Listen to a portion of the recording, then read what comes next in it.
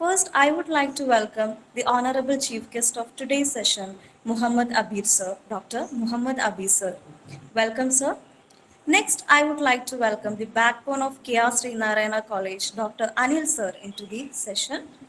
I would like to welcome the convener of Dishana 2021, Dr. Jidin Sir, IQSC coordinator, Dr. Fabida Ibrahim, into the session. Next, I would like to welcome Assistant Professor of Physiology, Mrs. Sanjana ma'am, into the session. Welcome, ma'am. Last but not least, I welcome all the esteemed colleagues and dear participants into Dishana 2021. I do not want to extend my welcome speech. I'm concluding my welcome speech by requesting you all to be attentive throughout the session and please make use of today's opportunity. Thank you so much. Thank you, ma'am. Next, I invite Ms. Sanjana, Assistant Professor of Physiology, for Presidential Address. Thank you. Honorable Chief Guest Dr. Muhammad Abir Sir, respected Principal Dr. Anil Sir, esteemed colleagues and dear participants, a good morning to one and all. First of all, I really appreciate all the participants being part of 2021. As you all know, today's session is on development of antisocial behavior among youth, a neuroscience perspective by Dr. Muhammad Abir Sir, a senior counselor, IIT Kharagpur, West Bengal. I believe that by participating in this webinar, we are in the right time. Together, let us accelerate the exchange of ideas and scaling up of good practices. I am especially pleased that the discussions and informations here will raise your level of knowledge. I encourage all of you to attend this session. I am confident that you will find new ideas and fresh knowledge. It is one of my privilege to have a guest like Dr. Muhammad Abir Sir for the session. Thank you, sir. Please make use of today's opportunity. Okay, thank you all. Thank you, ma'am. Now let's look into a brief profile of Dr. Muhammad Abir Kesi. Dr. Muhammad Abir Kesi is a senior counselor at Indian Institute of Technology, Kharagpur since 2013.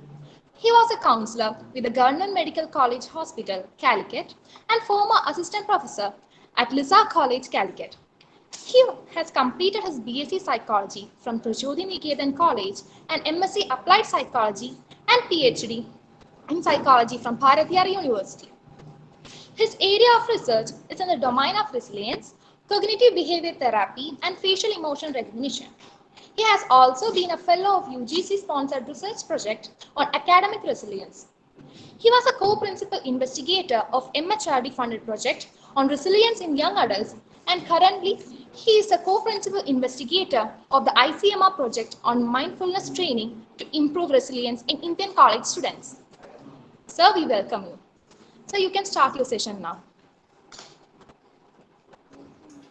Okay, thank you so much. It was a wonderful introduction.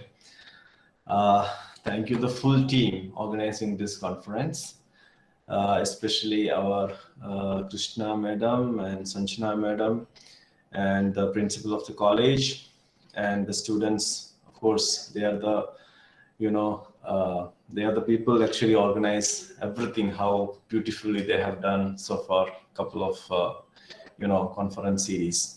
Anyway, thank you so much inviting me this wonderful session, and I'm so happy for this opportunity, and somehow I can interact with you students. Today is actually a very interesting topic. Let me just share my slide, a very few slides.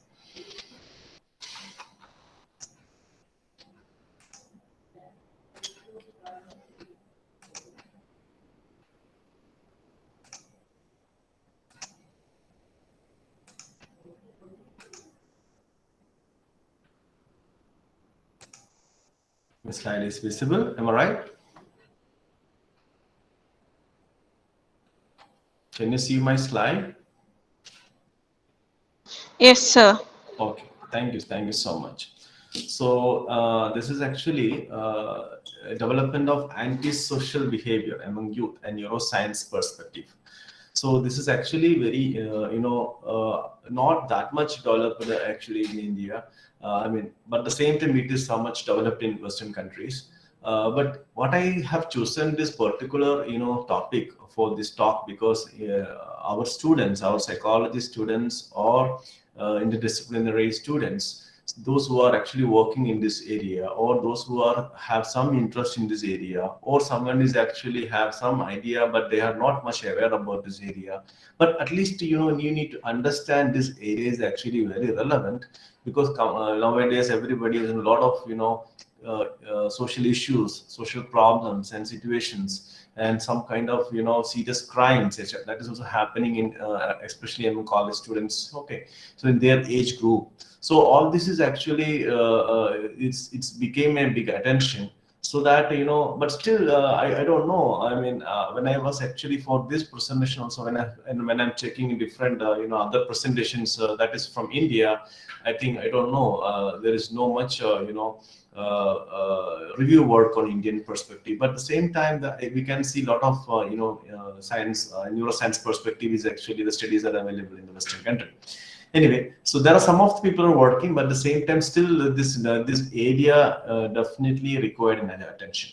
So that's what I have chosen this area. The main particular interest is basically I'm a psychologist. In my profile, you have seen that I'm a psychologist. I'm 2013 onwards. I'm working as a senior counselor, head of the Department of Counseling Center in the Institute of Technology, Kharagpur.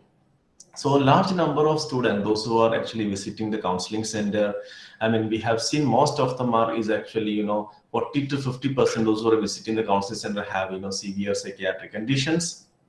That can be stress induced, that can be of course we all know that if someone is may develop any kind of psychiatric condition, that can be underlying the term biopsychosocial model. The person may have a hereditary vulnerability, or the same time the person have any kind of psychosocial stressors, or the same time the person is actually his coping mechanisms, all this come together, and that is actually will make the person manifest any kind of psychiatric conditions. So especially in college students, you may have seen most of the psychiatric condition that can be, if it start from social phobia and schizophrenia, or suicidality in males, and alcoholism, or OCD, or any kind of type of anxiety disorder. Most of the type of psychiatric disorders is first manifestation will be in the college years, the age group between 14 to 24 or 25. So we need to understand that this age group definitely actually is a high risk group. Though those who are highly vulnerable, they may have any kind of psychiatric conditions. So most of the cases I'm seeing actually psychiatric, the student, those who with psychiatric conditions. But at the same time, couple, maybe if you can compare just 5%, okay, for 3 to 5% students I have seen, those people have personality conditions, including antisocial PD. Okay, so how this is actually a very interesting. I mean, the person student, those who are highly academically very sound, but at the same time we found some issues, some kind of concerns related to their actually some incident happen in the halls or hostel, when we are actually come across that person, when we go for a psychiatric evaluation. So we found some of the traits, okay, and the social personality traits, okay, from them. So this is actually, we are not easily jumping any kind of conclusion because they are in just young adults. So we are not jumping any conclusions or any kind of judgmental, but at the same time, for the research perspective or the treatment perspective, we can find some features of ASPD. So I hope the student can understand what is ASPD in this group. So it is antisocial personality disorders, and it is actually it will happen, and most of the time the diagnosis of ASPD, not most of the, in the sense if someone is actually having ASPD, diagnosis will be very difficult because only one or two single incident we cannot go for any diagnosis. We have to find their childhood years, their school, how they were actually behaved them, and we need more information from their family, parents, or relatives or friends. So in that way, we need to get some kind of pattern in any kind of trajectory behaviors or any kind of criminal behaviors, any kind of background in that base, then only we can go for any conclusion like that. But most of the time, this is as a therapist, we are always in a challenge to get all these kind of details, because most of the time students they will not disclose the conditions, okay, what happened their life before. So this always a challenge for the clinician, not only here, it will happen anywhere, okay. The clinician is always challenged to diagnose antisocial PD. So anyway, so this is actually very important conditions, but still, we this age group, because we are already working for college students, those who with psychiatric conditions, and there are several students are getting a benefit because they are getting this treatment on the right time. But this particular group somehow is not coming to the mainstream, but they are actually not coming to the therapy sessions, and somehow we are actually missing them. So but still, if we find somebody, if you can do something else, if you can somehow, if we understand their neuroscientific perspective, then that will be more advanced. That will be more actually make a person make proper diagnosis and proper medical evaluations. So this area definitely required an attention, and more research is, students supposed to focus this area. So that's what I have just chosen to make aware. This is also one of the important areas students can work on it, okay. So characteristics of youth and the social behavior.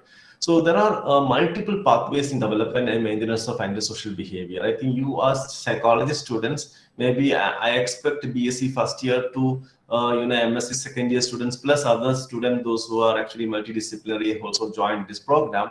But at the same time, I'm just expecting that you have some knowledge about the medical science and physiology. So what we can say that this multi pathways, because the person is developing any psychiatric disorder is actually biopsychosocial model. At the same time, when we go for an antisocial PD, when the person is go for any kind of conduct disorder or any kind of ODD, okay, all this is actually will happen a kind of multi layers, okay. That can be genetic, that can be any kind of environmental changes, or this interplay between all these things. So the etiology always becomes behavioral, environmental, complex interplay between the domains. But at the same time, the heterogeneous group of behavior, that is always we are stuck, because someone is actually stealing, someone is actually abusing somebody, someone is actually doing in a passive criminal behaviors, and we cannot easily catch him. So all this is actually more like heterogeneous group, so that finding someone having this kind of problem is very difficult, and even that group also coming to address to us, and we cannot go clear-cut diagnosis immediately. So all this group is for a therapist, for the researcher, it is always a kind of challenge. It is actually all because of their characteristics of this youth antisocial behavior. So youth antisocial behavior, there are a couple of definitions you might have seen. Definition in the sense that couple of diagnostic term, that is oppositional deviant disorder, ODD, and next is conduct disorders. So ODD, more or less severe forms of age inappropriate angry and oppositional. So most of, just like in our childhood years, we have seen around 6 years old, some kids is actually showing some kind of inappropriate age related behaviors. Okay, they're very aggressive nature. They're actually kicking their sisters and brothers or siblings. So all in, they are not actually relaying. They are not actually just rely on what parents are saying it. But this is all somehow in age appropriate. Somehow we can expect it behavior, but at the same time, some of the behaviors are very not it is completely inappropriate. Parents itself is very difficult for them to manage, so they fall a lot of conditions, and they're actually having slowly they start stealing in the school things from the mothers, and there is actually doing some kind of abuses. So all this is in a mild level, we can say that is actually ODD.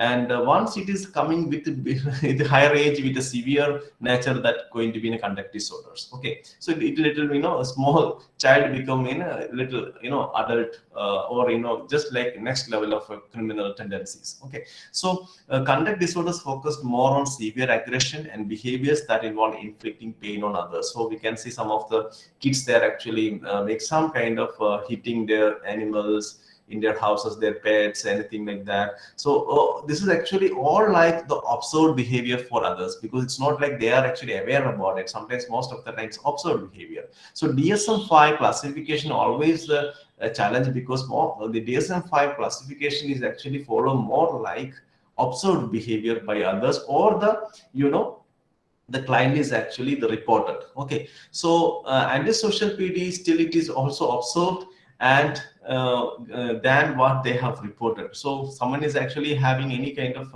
antisocial behaviors, it is observed by the other people, then DSM-5 will understand, yeah, this is actually reported. Based on that, we go for a diagnosis. But at the same time, if someone is a serious, actually severe crimes, so you may have seen someone is actually psychopath. That is totally different from antisocial behavior or antisocial PD, okay, personality disorder. So those people are somehow some differences. Psychopath may have some qualities of ASPD, and ASPD also some qualities of psychopath, but most of the time psychopath something different. So that is also another is actually biggest challenge to find someone is actually psychopath. We have seen couple of incidents in our newspapers. I mean that recently someone is actually tried to attack his spouse. That can be someone is actually tried to attack his boyfriend or girlfriend because of the rejection, and someone is actually killed or acid attack. All this can be more like impulsive act, that the moment once we actually caught them, police is actually caught them, then we are coming for even investigation. It is more like impulsive act. They may feel guilt about it after the incident. They will say, yeah, this is just because of emotional impulsive act. I have done like that. That I was very angry. I was so aggressive. So actually I have done this. So most of the time, this is actually somehow it's going to be impulsive, management disorder. But at the same time, that will not coming under the antisocial PD or any kind of psychopath. But at the same time, there are a couple of people, those who have different, characteristics. That can be the person is actually very nice to the others. They will be very charm, very, very, very quiet, and they will be keeping good interaction with all the students, all the friends, and teachers and everybody. But at the same time, the person is actually have highly manipulative things. He will do a lot of big crimes in the inside. So it is actually more like psychopath in nature. So most of the time, these kind of cases, they may not come to the mainstream. Sometimes, researchers is calling it a successful psychopath. So two things: unsuccessful psychopath and successful psychopath. So there are different type of categories. So successful psychopath means actually, they are actually successful people. That can be lawyers, that can be medical doctors, that can be police officers, that can be, teachers. You can find in successful psychopath, they have these tendencies, but they are actually successful in their life. Okay, and they will be in the mainstream, the social, any kind of positions and power, maybe ministers. So but at the same time, they're actually they're teasing other people. They're actually making a lot of crimes. All these things can happen together. So this kind of successful psychopath and unsuccessful psychopath, all is actually have a lot of heterogeneous group. So why I'm telling you this much about the characteristics nature about the psychopath, successful psychopath and unsuccessful psychopath, and the social PD, this heterogeneous groups, always it's very difficult for a neuroscience perspective to understand, because brain will not understand what is this successful, what is this not successful, like that. No, so this is always a kind of confusion for a neuroscience, a neuroscientist to understand what is the differences. So we need that kind of data only. Okay, so for example, someone is actually having schizophrenia, someone is actually having OCD, the different brain networks, different kind of brain scans reports, or different kind of fMRI reports can happen. But at the same time, in the ASPD or any antisocial person, the person who's successful,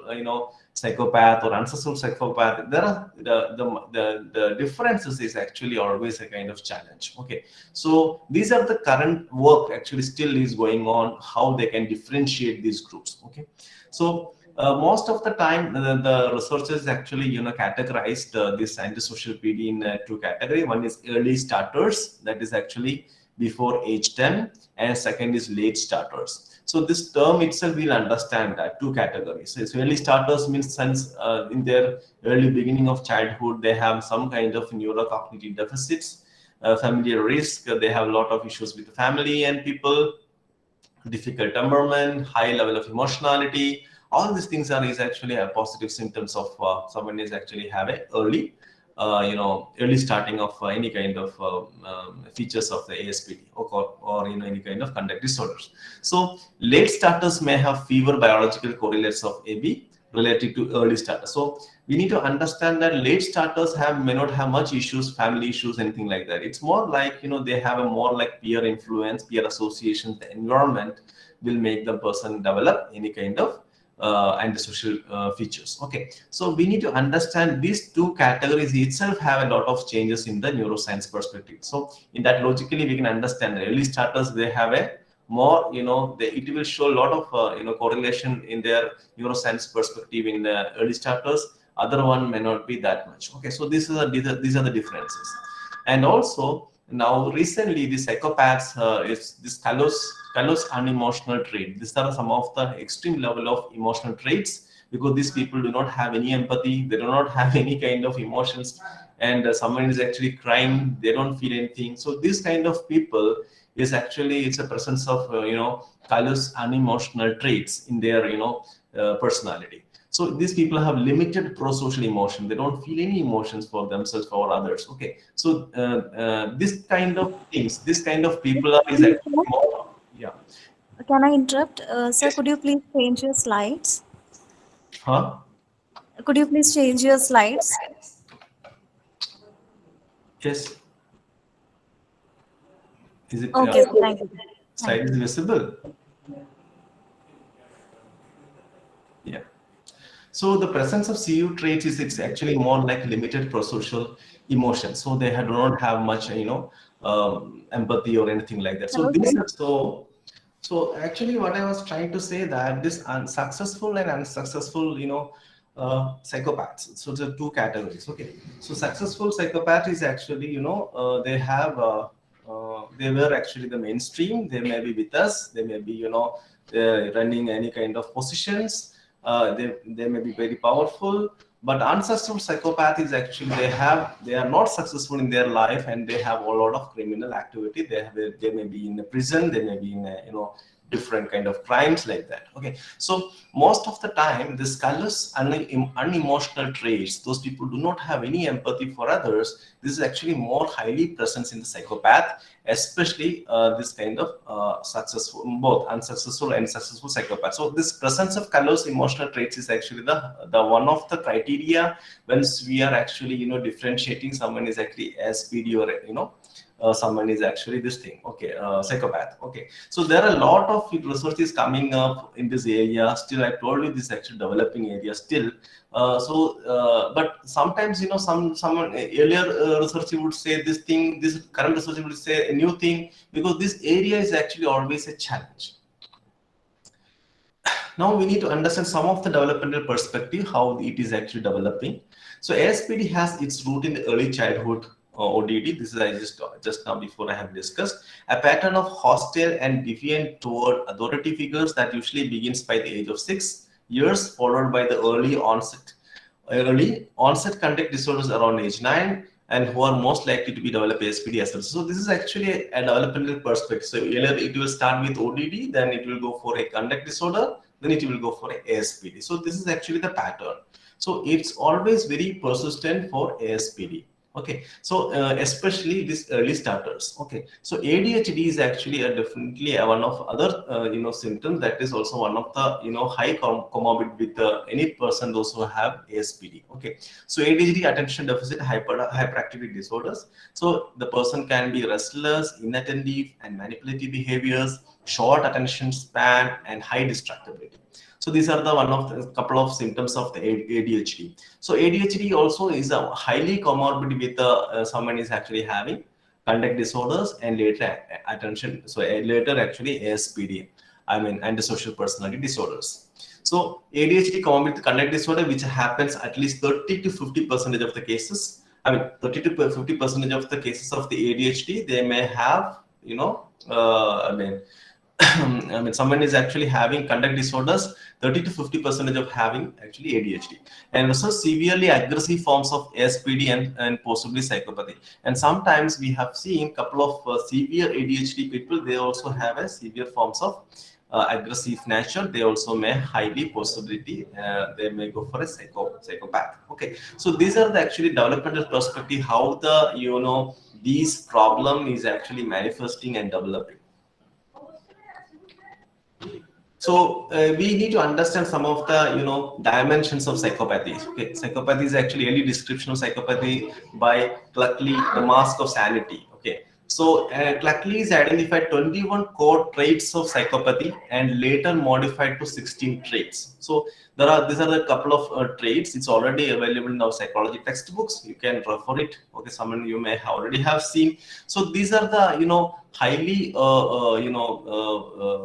high dimensions, high features of psychopathy and presencing among this particular traits. Okay, so superficial charm and good intelligence. I'm not going to completely read this, but still it is already available in your textbook, so you can refer it. So these are the main dimensions. These are the main traits of Cluckley. And Robert Harry developed 20-item psychopathy checklist revised. So these are the most of the clinicians and clinic we are using this particular scale to assess someone is actually having psychopath traits. Okay, so all this is actually present, but you need to understand this has to be filled by the person. So always the person can manipulate things, and we cannot easily any kind of easily diagnose this thing. Within that only you need to understand the person will go for a research. So why it is very important means we need data for any kind of scientific work. We need data for any kind of neuroscience or any kind of scanning or any kind of fMRI studies for someone is actually having ASPD or psychopath. Okay, so most of the research is conducted in the prisons.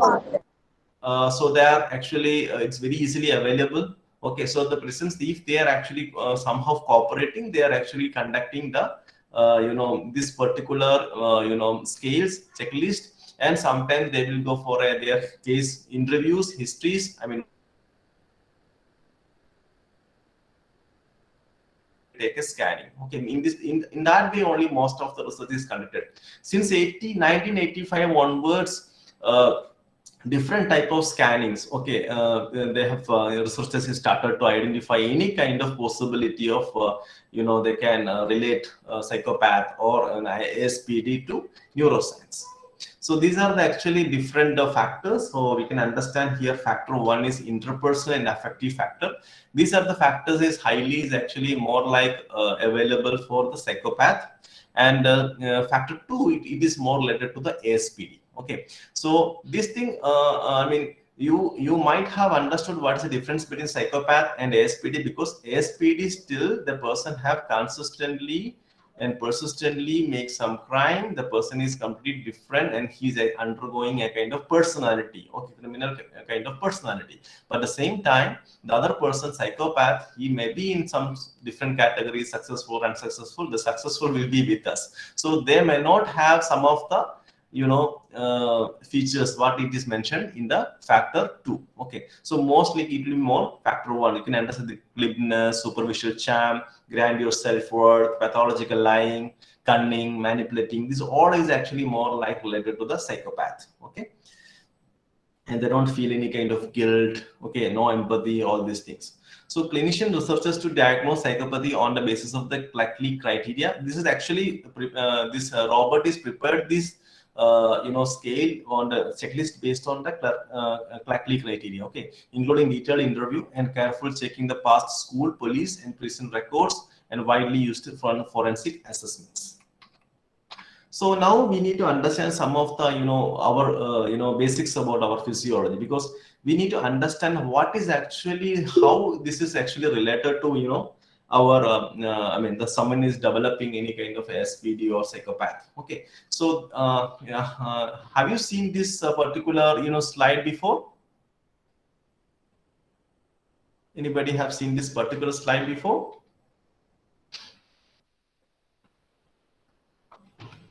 You can chat, no problem.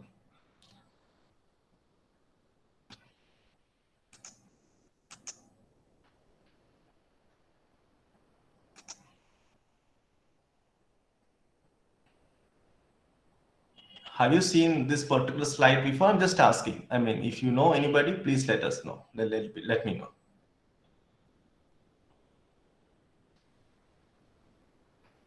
Okay. Okay. Thank you so much.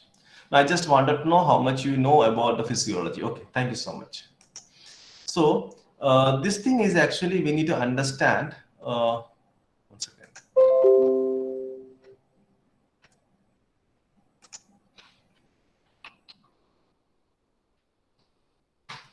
This adolescence brain development. So actually, we need to understand every once the child is born. Okay, that time it's almost 90% is actually brain cells are developing around 6 or 4 or 5 years. Okay, but after that the brain, most of the brain 90% of the neurons is actually developed. But at the same time, some of the myelination part that is actually always a lack. So we need to understand this is actually MRI brain mapping. You can understand the age here.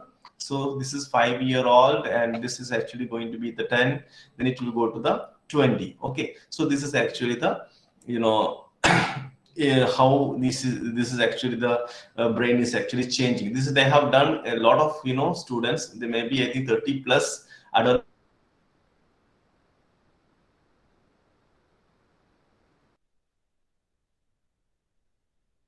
Exact changes. You can. This is actually the blue is what it is showing is actually the myelination. Okay, so the gray color slowly is actually lowering, and slowly they will get a more like myelinated, more like a white matter. So in this way, the most of the time the adolescent, those who are actually the prefrontal area, the frontal area is actually not that much developed in adolescence age.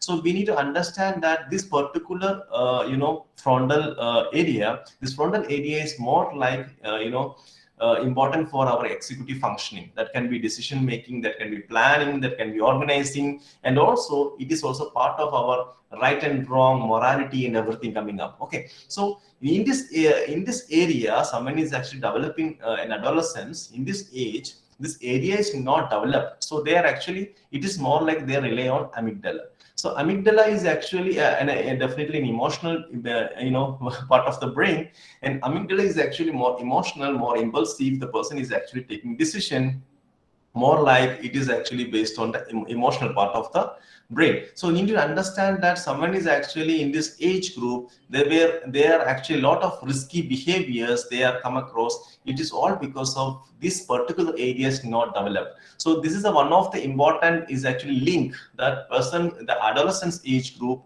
those who are is actually that can be think about this almost it will be developed by 20 to 20, 22, 24. Okay, still they are saying it is also different from person to person, so that some people it will take time to fully develop, okay, this particular area. So the person do not have any kind of this right and wrong system is not working and properly, that person is impulsively jumping any kind of problem, including any kind of antisocial behaviors. So in this area, this is actually the particular connection between the adolescent's brain that is related to the any kind of antisocial behavior or any kind of activities.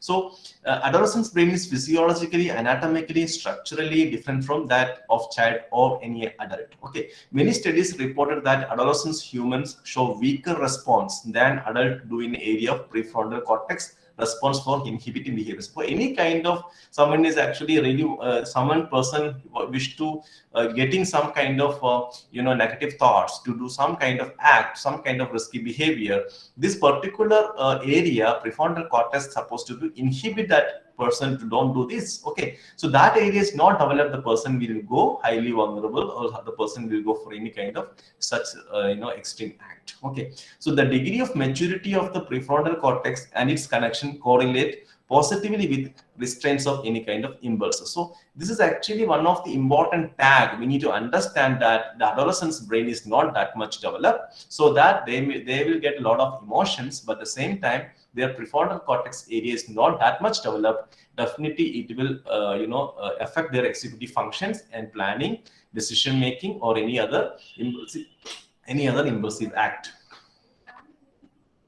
And this is also a kind of growth and pruning. So pruning is actually synaptic pruning.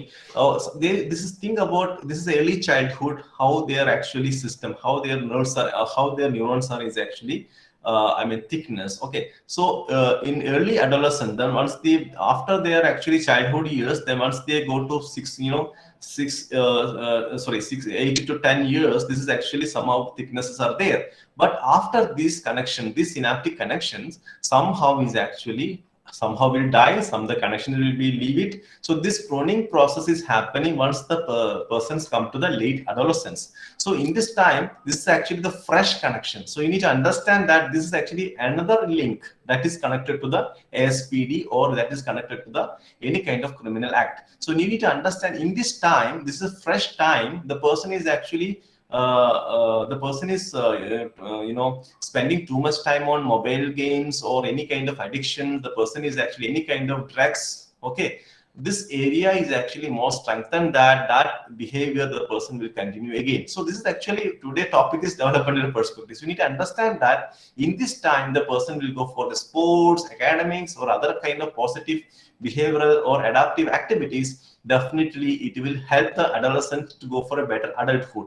So in this time, the person is just to go in opposite side, that create a lot of habit, lot of behavior get strengthened, and this area will get strengthened about the particular things. The adolescents already in challenges, their prefrontal cortex is not that much developed. The same time, and the person is also, this area is not, this is fresh time, they need to fresh connections, and that connection is also not happening because of the person is any kind of unlock or any kind of ethical issues or any kind of problems, then that can be repeated again. That person will go for extreme level of any kind of ASPD or any kind of psychopath. Okay, so you need to understand this kind of synaptic connections and pruning. Okay, during this period of integration and reorganization, the adolescent's brain also prunes back unused neurons and potential connections, leaving strong pathways formed by the repeated experience and habit.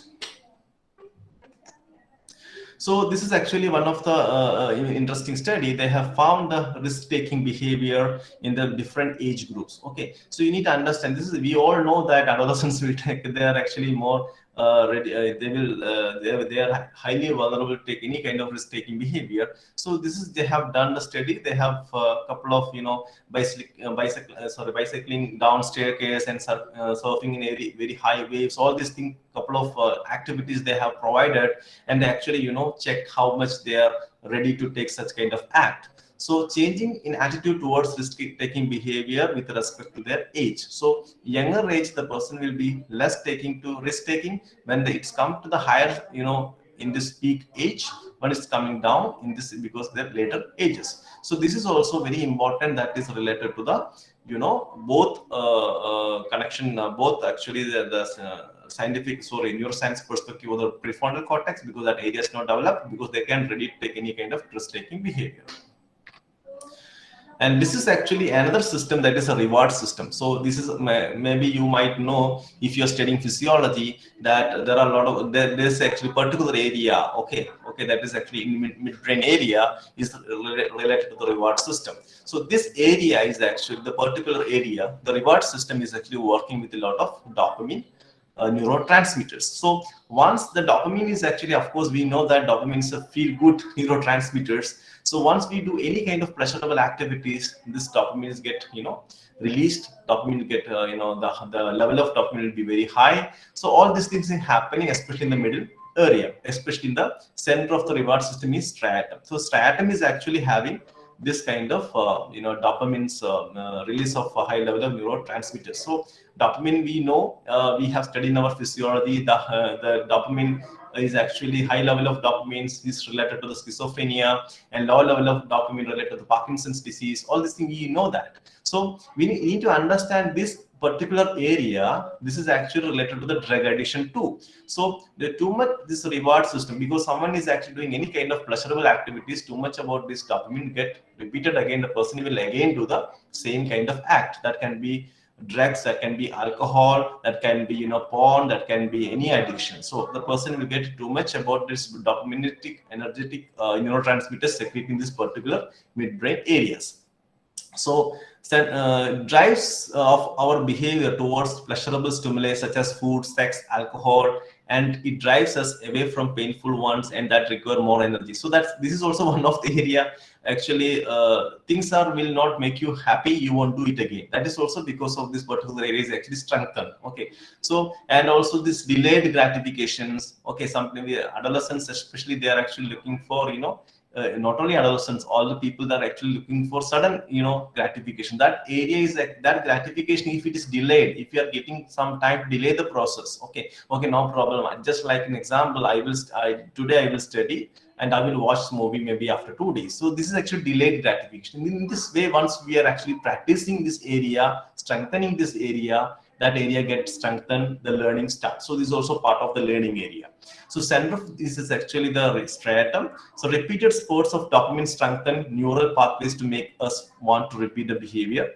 So dopamine is produced in the VT ventral tegmental area and goes to the nucleus accumbens, and so these are the area is actually related to the reward system. So once this reward system is in adolescence is not developed, and the prefrontal cortex is also not developed, and this lot of actually behavior gets strengthened, the person will get that behaviors, that personalities will develop from this particular area. So most of the research is actually, current research is actually working on neuroscience perspective on SPD, and psychopath is actually the striatum. So that is an important link. And a couple of areas actually started I told you, this kind of research is started in 1895. So they have already they have found some kind of deficits in this kind of particular prefrontal cortex. It's orbitofrontal and dorsolateral prefrontal cortex, superior temporal gyrus, amygdala, hippocampus complex, anterior cingulate gyrus, so cortex. All these kind of areas actually have already they found some kind of deficits, especially for the prisons. They have conducted studies on prisons. Especially this is a lot of PET studies, lot of different type of scanning they have done previously. This is actually just a conclusion, because deep level of discussion about all area required a lot of time. Okay, that's what I'm just a bit fast also. And this is another interesting study, that is amygdala. This is also this particular study. It's available in our textbook. Abnormal psychology. You can check from there. So this is a different right and left. The amygdala, how it is actually works. Okay. So the right thing is actually this is a comparison about unsuccessful psychopath. The person, those who are in a criminal mentality and they are actually psychopath, and someone is actually successful psychopath, and someone is normal controls. Okay, so they have just compared how their amygdala volume, okay, how much the amygdala volume. Okay, so you need to understand, this is actually someone is normal, there is actually volume is 2500, but at the same time someone is actually unsuccessful psychopath, their amygdala volume is very less. And the successful psychopath, those who are somehow staying and close related with normals, am I right? So that their volume also reduced, but at the same time it is somehow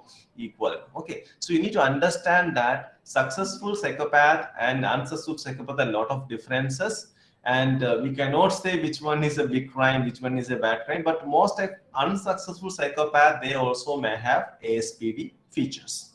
So this is actually the nutshell of my presentation today, because this much time I have to go this many connections. And some of other researchers, we can say some of the genetic research twin studies have done. They found that early signs of callous and unemotional traits in these children were highly heritable, especially when they are compared with the twin studies. Around 3,600 plus pairs they have compared. Brain imaging studies show that individuals with psychopathy show less activity in amygdala. Thus, we have seen that amygdala volume will be less, not only during fear conditioning, but also when viewing sad or frightened faces. So we need to understand that if you do any kind of act, any kind of criminal act, you need some kind of fear inside. Yes, something is going to happen when I do this act. But that system is not working. Amygdala is not working. The person may undergo any kind of criminal act.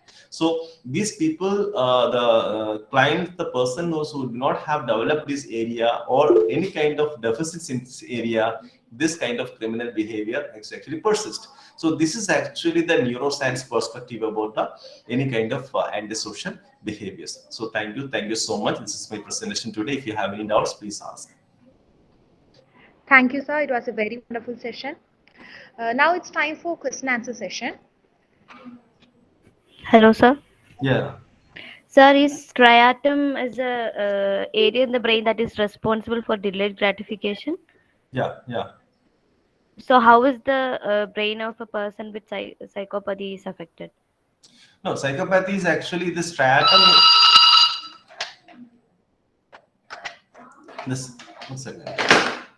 Striatum is actually the area that is more like reward centers. Okay, so if any kind of the reward system, for example, we will get a reinforcement. If you do any kind of act, we will get some reinforcement. Okay, so most of this kind of ASPD people, those who are comorbid with any kind of drug abuse, substance abuse, if anything like that. Okay, so their behavior gets strengthened by their addictive nature, and also they are getting some pleasure in that area. So once you do any kind of criminal activity, they don't feel any kind of empathy. Okay, psychopath, they are enjoying it. So that area is actually reward center. That's why it is connected.